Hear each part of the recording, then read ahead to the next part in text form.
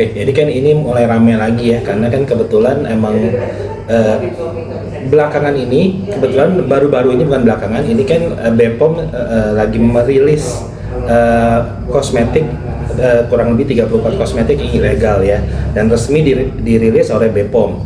Dan ternyata jadi ramai lagi, kenapa? Karena ternyata ada salah satu dari produk yang dirilis ternyata milik salah satu pihak-pihak yang berperkara gitu. Jadi mereka yang mengklaim ternyata kosmetiknya itu aman, BPOM ternyata kok begitu dirilis oleh BPOM kok ada salah satu produk yang ternyata kok termasuk ilegal. Nah kebetulan itu di dalamnya deshydroquinone, asam retinoat, sama mometasone, nah itu steroid. Nah itu sebenarnya kan krim itu ada krim label biru. Label biru itu krim yang hanya boleh dijual dengan resep dokter dan dengan pengawasan dokter. Jadi nggak bisa dijual bebas seperti itu gitu kan.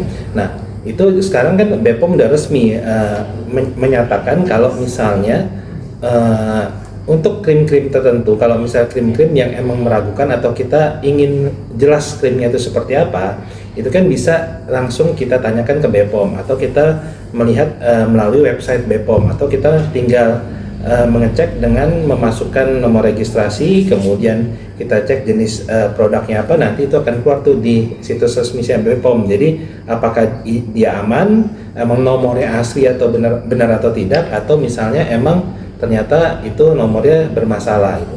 Nah jadi sebenarnya untuk polemik ini jelas-jelas kalau misalnya ada pihak yang berwenang, yang berkompeten dan berwenang di bidangnya, yaitu adalah BPOM. Nah kalau BPOM udah merilis, ya mau nggak mau kita harus menerima. Ternyata mau diklaim salah satu pihak barang itu aman segala, tapi yang kita jadiin acuan kan BPOM.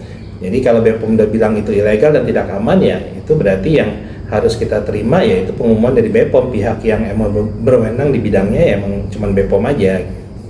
Tapi untuk permasalahan skincare yang tidak ada logo BPOM-nya atau segala macam, sehingga dia mengaku atau menempelkan label BPOM-nya itu sendiri, seperti apa sih dok?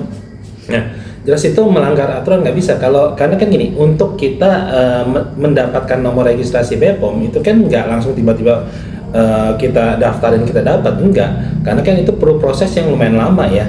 Jadi kita daftarkan dulu, kemudian dicek sama BPOM, kemudian juga proses itu untuk merek juga kita mesti cek hakinya dulu segala. Nah dari BPOM nanti dicek, habis itu dilihat semua, dianalisa isinya apa aja. Kalau emang aman baru kita mendapatkan nomor BPOM-nya. Nah tapi kalau misalnya nggak dapat langsung ditempelin, ya itu kan otomatis udah pasti aturan BPOM itu disalahgunakan gitu, atau dilanggar, bukan disalahgunakan ya, aturan BPOM dilanggar, dan itu otomatis akan bermasalah dan sekarang tetap bisa dihukum. Apalagi kalau misalnya ternyata begitu si konsumen, si pasien memakai produk tersebut kemudian bermasalah, diadukan ke pihak yang berwajib, ya itu bisa kena karena kan tidak resmi ada nomor BPOM-nya gitu. Nah, berarti seberapa butuh waktu lama gak sih untuk mendapatkan nomor yang itu? Iya, jadi susahnya dalam setahun atau gimana? Ada jangka waktu? Ada jangka waktunya. Jadi untuk mendapatkan nomor BPOM itu kan kadang-kadang dilihat dari antriannya juga ya, kan banyak yang mengajukan itu. Nah biasanya itu paling cepat, setahu saya itu pengalaman tuh paling cepat 3 bulan. Tapi kadang-kadang 3 bulan bisa sampai setahun juga kadang-kadang. Bahkan ada beberapa kasus yang lama itu bisa sampai di atas 1 tahun gitu. Nah jadi nggak ujuk-ujuk dapat nomor BPOM itu nggak bisa langsung dapat gitu. Nah kalau apalagi yang ditempel otomatis itu kan enggak, karena gampang ngeceknya gini aja, begitu ada skincare terus habis itu nomor BPOM yang meragukan, cek aja di website BPOM kan ketahuan tuh.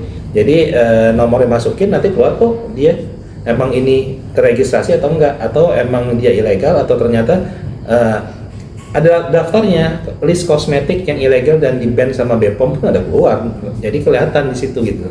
Kalau nggak ada ya jangan dibeli, berarti itu palsu atau ilegal gitu aja gitu. Itu bisa dibilang merugikan masyarakat dan juga ibaratnya menipu, ibaratnya BPOM sendiri aja itu dilanggar gitu ya. Jadi gini, kan biasanya kosmetik skincare yang ilegal itu kan dia yang yang melanggar aturan BPOM ya. Nah, jelas aturan BPOM itu udah jelas. Kayak misalnya ada bahan-bahan tertentu yang hanya boleh dipakai dengan pengawasan dokter dengan resep dokter. Tujuannya buat apa ya? Untuk si pasiennya sendiri. Karena efek sampingnya bisa aja jadi iritasi, kemudian jadi malah hiperpigmentasi, malah jadi timbul beruntusan, kemudian jadi kadang-kadang sampai prognosis, bercak hitamnya susah banget hilangnya segala. Nah, jadi itu tujuannya untuk melindungi si pasien sendiri, si O sendiri atau konsumen, makanya BPOM ngeluarin aturan itu. Nah, kalau misalnya dilanggar otomatis akan merugikan si pihak konsumen sendiri gitu kan. Nah, kalau misalnya satu bahan-bahan tertentu itu ada aturannya dan tidak bisa sembarangan dipakai dan tidak semua orang cocok dengan produk tersebut, makanya harus dengan pengawasan dokter. Nah, emang kadang-kadang orang bilang kalau misalnya pakai obat-obat tertentu kok hasilnya cepat ya. Nah, tapi gini masalahnya, hasilnya cepat kalau tanpa pengawasan dokter otomatis efek sampingnya juga kemungkinan lebih besar. Terus ada juga barang-barang yang cepat yang tidak boleh digunakan awalnya kelihatannya hasilnya bagus tapi jangka panjang ternyata merugikan si pasien sendiri. Misalnya penggunaan merkuri jelas nggak boleh karena itu bahan karsinogenik, karena bisa menyebabkan kanker pada kulit, terus toksik ke hati segala. Jadi nggak cuma di luar, dalam tubuh pun akan terdampak gitu. Jadi tetap akan berbahaya kalau tanpa ada BPOM-nya gitu. Dok, soal temuan BPOM dok yang dari sebut saja Glavitia Glowing Booster Cell itu tidak terdaftar di BPOM, itu menangani sikap ini seperti apa sih dok?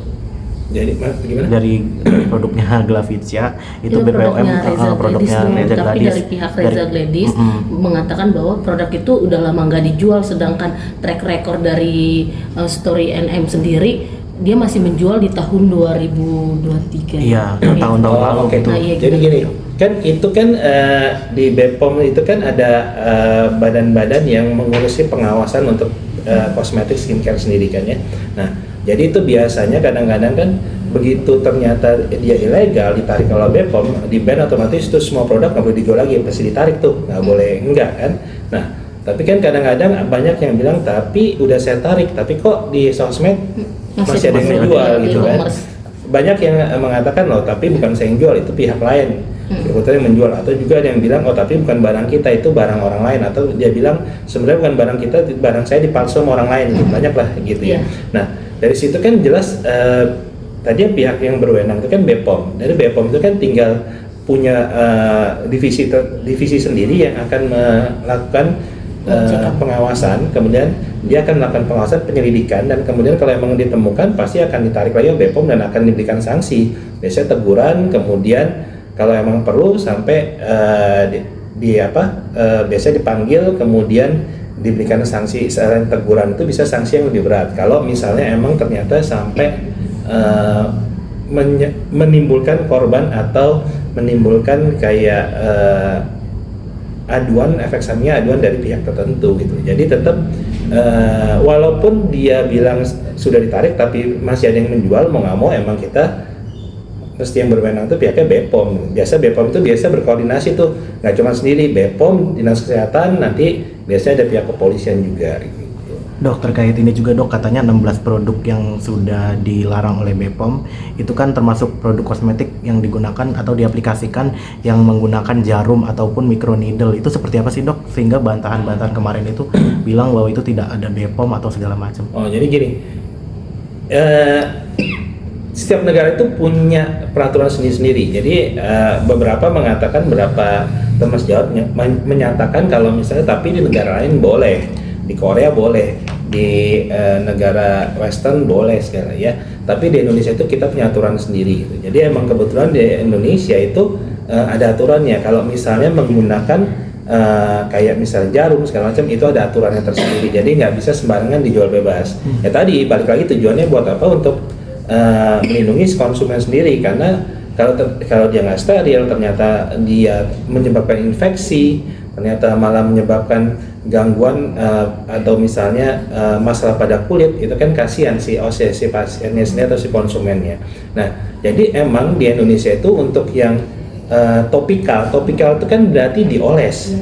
Nah, kalau misalnya topikal itu diolesan, biasanya itu emang aturannya jelas. Nah, kalau menggunakan jarum itu kan udah ada aturannya sendiri dan itu nggak bisa dijual bebas, dan itu hanya boleh dengan pengawasan dokter atau dokter yang meresepkan, dan itu pun pengerjaannya atau melakukan tindak itu harus dokter yang berkompeten di bidangnya, nggak bisa sembarangan gitu.